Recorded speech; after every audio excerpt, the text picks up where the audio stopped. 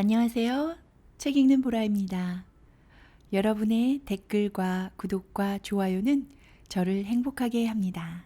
많은 관심 부탁드려요. 오늘은 조반니 보카치오의 데카메론 중에서 첫 번째 날 10번째 이야기 들려드리겠습니다. 첫 번째 날 10번째 이야기. 볼로냐의 알베르토 선생은 사랑하는 여자가 자기에게 망신을 주려 하자 이를 정중히 되받아칩니다. 엘리사가 이야기를 끝마치자 이제 막 차례는 여왕이 맡았습니다. 여왕은 여성스럽고 우아하게 이야기를 시작했습니다. 훌륭한 청년 여러분, 맑은 밤에 별이 하늘을 장식하고 푸른 들판에 꽃이 봄을 장식하듯이 우아한 경구는 칭송을 받을 만한 교양의 장식품이지요. 즐거운 대화의 꽃입니다. 경구는 짧기 때문에 사실 남자보다는 여자한테 더 잘 맞죠. 남자라면 몰라도 여자가 생략해도 되는 이야기까지 길게 늘어놓으면 좋아 보이지 않거든요. 그런데 요즘은 경구를 들어도 무슨 말인지 모르고 또 알아들어도 대답할 줄 모르는 여자들이 너무 많으니 그것이 우리의 수치이자 살아있는 모든 여자들의 수치라고 생각합니다. 옛날 여자들은 내면에 그런 능력을 지니고 있었지만 요즘 여자들은 그보다 몸을 치장하는 데 온 힘을 쏟거든요. 형형색색의 줄무늬 옷과 장신구를 걸치면 다른 여자들보다 훨씬 좋은 대접을 받고 존중받을 줄 아는 것 같아요. 이런 걸 노새에게 걸치거나 입히면 어떤 여자보다 더 많이 걸치고 입힐 수 있다는 건 생각하지 못하고 말이에요. 아무리 치장을 해봐야 노새는 노새일 뿐이라는 걸 생각하지 못하는 것이죠. 이런 말을 하는 저도 부끄럽습니다. 나 자신은 제쳐놓고 다른 사람들 탓만 하는 꼴이니까요. 하지만 그렇게 엄청나게 장식하고 요란스럽게 치장한 여자들을 보면 그냥 대리석상처럼 아무 생각 없이 멍하니 있을 때가 많지요. 무슨 질문이라도 받으면 대답이라고 한다는 게 차라리 입을 다무는 편이 훨씬 더 나아 보일 때도 있습니다. 이런 여자들은 같은 여자들 사이에서 혹은 훌륭한 남자들과 함께 환담을 나누지 못하는 것도 자기네들이 순수해서 그런 줄 알아요. 그리고 그 멍청함에 기품이라는 이름을 붙이고 세상에 기품 있는 여자는 죄다 그렇다는 듯 하녀나 세탁부나 빵집 여자랑 수다를 떱니다. 그네들이 믿고 싶어 하는 대로 그게 세상의 이치였는지는 모르겠으나 그런 쓸데없는 수다는 어떻게든 그만두어야 하지 않을까요? 세상 모든 일이 그렇듯이 우리는 언제 어디서 누구와 이야기를 나누냐에 대해 항상 생각해야 합니다. 여자건 남자건 몇 마디 우아한 짧은 말로 다른 사람들에게 창피를 주려다가 자기 힘과 상대방의 힘을 제대로 측정하지 못한 탓에 상대방에게 주었다고 생각한 무안이 자기한테 되돌아오는 일이 종종 있기 때문이에요. 그러니 여러분은 자신을 잘 살피세요. 뿐만 아니라 여자들은 어쨌거나 항상 손해를 본다는 요즘 사람이면 누구나 고개를 끄덕이는 속담이 여러분과는 상관없는 말이기를 바랍니다. 제가 오늘 마지막 순서를 맡게 됐는데 제 이야기를 통해서 여러분 자신을 돌아보셨으면 좋겠습니다. 여러분은 다른 여자들과 달리 영혼이 고상한 분들이니 그들이 갖추지 못한 교양 또한 우수한 분임을 보여주시기 바랍니다. 그리 오래된 이야기는 아닙니다만 볼로냐에 아주 유명한 의사가 살았어요. 아마 땅끝까지 명성을 떨쳤던 모양이에요. 아직 살아계실 그분의 이름은 알베르토입니다. 벌써 70이 다 되어가는 연세에도 정신은 고귀함을 잃지 않았고 육체는 타고난 뜨거운 힘을 거의 떠나보냈지만 사랑의 불길을 받아들이는 데는 둔해지지 않은 분이지요. 이분이 어느 연회에서 말게리타 데 기솔리에리라는 아름다운 과부를 만나고 나서 마음을 완전히 빼앗겨 그 매혹적이고 섬세한 얼굴을 낮에 보지 못하면 밤에 잠을 이루지 못할 지경에 이르렀다고 합니다. 그래서 걸핏하면 걷거나 말을 타고 부인의 집 앞을 지나다니기 시작했지요. 그러자 말게리타 부인은 물론이고 다른 여자들도 그가 왔다 갔다 하는 이유를 알게 되었고, 저렇게 나이도 지긋하고 분별력 있는 노인네가 사랑에 빠졌다며 수군거렸어요. 사랑의 쾌락과 정열은 젊은이들의 치기 어린 마음에서나 나오는 것이지 다른 데서 솟아오르는 게 아니라고들 생각했던 거죠. 이렇게 알베르토 선생이 계속해서 왔다 갔다 하던 어느 날, 말게리타가 다른 부인들과 함께 문 앞에 앉아 있다가 알베르토 선생이 자기를 향해 오는 모습을 멀리서 보게 되었어요.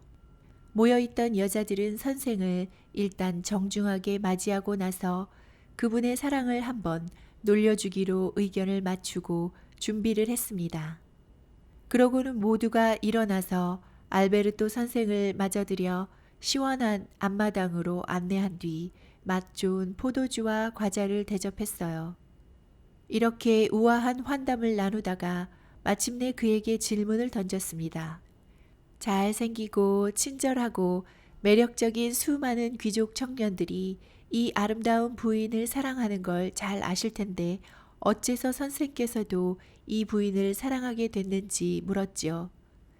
알베르토 선생은 자신에게 대단히 정중하게 무안을 주려는 의도를 알아채고 웃음을 보이며 대답했어요. 부인, 현명한 분이라면 내가 사랑을 한다고 해서 그리 놀랍게 생각하지 않으실 겁니다. 특히 내가 사랑하는 부인은 아주 훌륭하신 분이니 놀라지 않으시겠죠. 물론 나이 든 사람들은 사랑하는 사람을 만족시킬 만큼 힘이 많지는 않습니다만, 그렇다고 사랑의 의지마저 필요 없거나 사랑을 받을 자격도 없지는 않지요.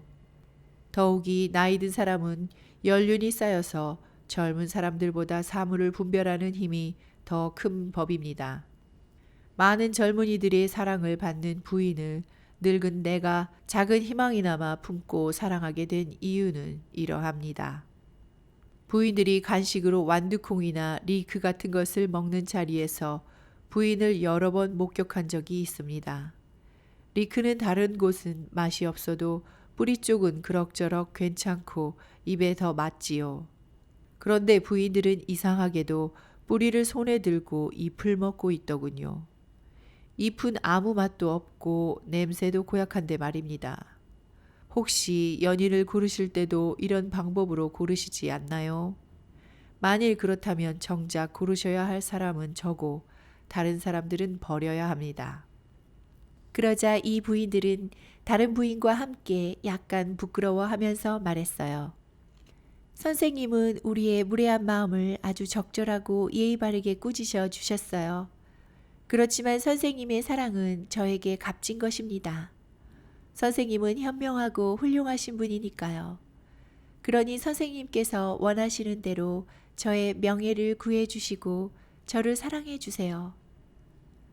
알베르토 선생은 동료들과 함께 일어나 부인에게 감사를 표했어요. 그리고 부인의 환송을 받으며 웃으며 떠났답니다. 그렇게 부인은 무안을 줄 상대의 수준을 잘못 파악하여 이길 줄 알았다가 지고 말았지요. 여러분도 현명하다면 자신을 잘 돌아보시기 바랍니다. 젊은 부인들과 새 청년의 이야기가 끝날 무렵에 이르자 벌써 석양이 드리웠고 더위도 거의 물러났습니다. 기분이 좋아진 여왕이 쾌활하게 말했습니다. 친애하는 동료 여러분, 이제 제가 관장할 일은 새로운 왕을 선출하는 것 뿐이군요. 새로 왕이 되시는 분은 부디 자신의 판단에 따라 자신의 삶과 우리의 삶을 즐겁게 해주시기 바랍니다. 해가 다시 떠오를 때에는 오늘이 이어진다고 봐야 할 테지만 시간을 여유 있게 운용하지 않으면 앞으로의 일도 제대로 준비하지 못하는 법이니 새 왕께서는 내일 아침을 위해 미리 적절한 준비를 하시는 게 좋을 것 같아요. 저는 지금이 바로 다음 날을 시작해야 하는 때라고 생각합니다. 만물을 살게 하시고 여러분의 위안이 되신 하느님을 경배하는 의미에서 내일은 젊고 대단히 총명한 필로메나님이 여왕을 맡아서 우리의 왕국을 이끌어 주실 겁니다. 말을 마친 여왕은 자리에서 일어나 월계관을 벗더니 필로메나의 머리 위에 엄숙하게 씌워주었습니다. 그리고 자기가 제일 먼저 여왕에게 인사를 하고 여왕의 지도를 기꺼이 받겠다고 말했습니다. 다른 부인과 청년들도 기꺼이 여왕의 뒤를 이었습니다. 팜피네아의 칭찬을 받은 데 이어 왕국의 월계관까지 받아쓴 필로메나는 무안에서 낯빛이 붉어졌습니다. 하지만 여왕의 자리에 어울리는 태도는 아니라는 생각에 용기를 냈습니다. 그래서 우선 팜피네아가 부여한 임무를 되새겨 다음 날의 아침 식사와 저녁 식사를 당장 이 자리에서 결정하기로 하고 입을 열었습니다. 친애하는 동료 여러분, 제가 이렇게 여러분의 여왕이 된 것은 제가 잘나서가 아니라 팜피네아님의 호의 덕분입니다. 저는 우리가 어떻게 생활할 것인지 정하는 문제를 혼자 판단할 생각이 전혀 없으며 모든 것을 여러분과 함께 논의하고자 합니다. 그래서 제 생각을 미리 알려드리고 그에 대해 무엇을 더하고 뺄 것인지 여러분이 원하는 대로 정하실 수 있도록 간단하게 말씀을 드리고자 합니다. 제가 잘 봤는지 모르겠지만 오늘 팜피네아님이 채택한 방식은 칭찬을 받을 만하고 우리도 즐거웠다고 생각합니다. 이야기가 너무 길게 이어지거나 또 다른 이유로 따분하게 진행되지 않는 한 저는 이 방식을 바꾸지 않으려 해요. 이미 시작한 일이니 그건 그렇게 해 나가기로 하지요. 자, 이제 일어나서 잠시 기분을 전환하러 갑시다. 해도 저물고 있으니 신선한 야외에서 식사를 하겠습니다. 그리고 노래를 부르고 놀이를 한 뒤에 잠자리에 들면 좋겠어요. 내일 아침에는 신선할 때 일어나서 다시 근처를 산책 가도록 하죠. 각자 약간씩 차이는 있겠지만 오늘처럼 정해진 시간에 돌아와 식사를 하고 춤을 춥시다. 그리고 낮잠을 자고 나서 오늘처럼 이 자리로 돌아와서 이야기를 나누도록 해요. 재미난 이야기들이 대부분이지만 교훈을 주는 이야기도 많은 것 같아요. 사실 저는 팜피네아님이 여왕에 늦게 선출되는 바람에 하지 못한 걸 한 가지 해보려고 합니다. 바로 우리가 이야기하려는 내용을 몇 구절로 요약해서 미리 보여주자는 거예요. 각자 주어진 주제를 놓고 어떻게 훌륭한 이야기를 풀어낼 수 있을지 생각하는 여유를 갖자는 말이죠. 이견이 없다면 그렇게 할까 합니다. 세상이 시작된 이래 인간은 운명이 던져주는 다양한 위협을 받았는데 세상 마지막까지 그러겠지요. 그래서 말씀인데 내일은 이런 주제로 이야기를 나눠보는 것이 어떨까요? 갖가지 일로 인생의 쓴맛을 많이 보았지만 마지막에 기대 이상의 달콤한 결실을 얻는 사람들의 이야기를 말입니다. 부인과 청년들은 모두 이 제안에 찬성하고 따르겠다고 했습니다. 다른 사람들이 입을 다물자 디오네오만 나서서 이렇게 말했습니다. 여왕님, 여러분이 말씀하셨듯 정말 재미있고 훌륭한 제안입니다. 다만 모임이 지속되는 동안 한 가지 특별한 은혜를 내려주십사 여러분께 청합니다. 다름이 아니라 주어진 주제에 따라 이야기하는 규칙을 원하지 않으면 따르지 않고 제가 좋아하는 주제로 이야기하도록 허락해 달라는 것입니다. 또 이런 부탁을 드리면 이야기거리가 하나도 없는 모양이라고 생각하실지 모르겠습니다만 지금부터는 제 순서를 마지막으로 해주시면 고맙겠습니다. 여왕은 그가 친화력 있고 쾌활한 사람이라는 걸 알아챘습니다. 사람들이 이야기하는 것에 실증이 날 경우 재미있는 이야기로 사람들을 유쾌하게 해주려는 그의 의도를 간파하고 있는 모두의 동의를 얻어 기꺼이 특전을 허용했습니다.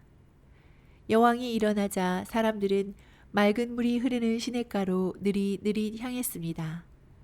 시냇물은 언덕에서부터 나무들이 울창한 계곡으로 이어지며 매끈한 돌과 싱싱한 풀 사이를 흘렀습니다. 물가에 다다른 일동은 신을 벗고 소매를 걷어붙인 채 물속으로 들어가 신나게 즐겼습니다. 그러다 저녁 식사 시간이 다가오자 다들 저택으로 돌아가 흥겹게 식사를 했습니다. 식사가 끝난 뒤 여왕은 악기를 내오게 하고 춤을 권했습니다. 이에 라우레타가 선두에 서고 에밀리아가 디오네오의 류트 반주에 맞추어서 노래를 불렀습니다. 여왕의 요청에 따라 라우레타는 곧바로 춤을 추기 시작해 무리를 이끌어 나갔고 에밀리아는 사랑스러운 목소리로 다음과 같은 노래를 불렀습니다. 내 아름다움에 나 이리도 끌리니 다른 사랑은 돌아보지 않으리 이끌리지도 않을 것이네. 내 아름다움을 거울에 비춰볼 때마다 거기서 지성을 기쁘게 하는 선을 본다네. 새로운 사건도 낡은 생각도 이런 부드러운 기쁨을 나에게서 앗아갈 수 없다네. 그러니 그 어떤 즐거운 대상이 있어도 내 마음에 깃든 새로운 아름다움이 아니라면 내가 참아 볼 수 있을까? 이런 기쁨은 언제까지라도 꺼지지 않고 나를 위로한다네. 그렇게 나의 즐거움으로 다가와 지극히 감미롭게 느끼니 그 어떤 설교도 이제 곧 죽을 사람을 이끄는 그렇게 타오르는 아름다움을 말로도 못하고 알 수도 없으리요. 거울 속 내 눈을 지그시 들여다볼수록 시시각각 나의 마음은 더 불타오르니 그분이 약속한 것을 벌써 맛보면서 그분께 나를 바치네. 내 모든 걸 드리네. 이보다 더 큰 기쁨을 그 어디서나 바라니 그런 아름다움과 비슷한 기쁨을 느껴본 적이 없다네. 모두가 이 노래를 즐겁게 화답하며 부르고 난 뒤에는 가사의 뜻을 곰곰이 생각해 보는 사람도 있었습니다.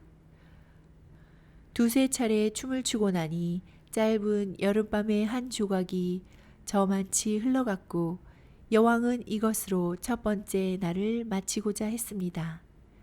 그래서 횃불을 켜게 한 뒤 다음 날 아침까지 편히 쉬라고 명령했습니다. 사람들은 각자 자기 방으로 돌아가서 쉬었습니다. 조반니 보카치오의 데카메론 중에서 첫 번째 날, 10번째 이야기, 그리고 첫 번째 날을 마감합니다. 다음 편부터는 두 번째 날을 읽어드리도록 하겠습니다. 끝까지 함께 해주셔서 감사합니다. 책 읽는 보라였습니다. 오늘도 행복하세요.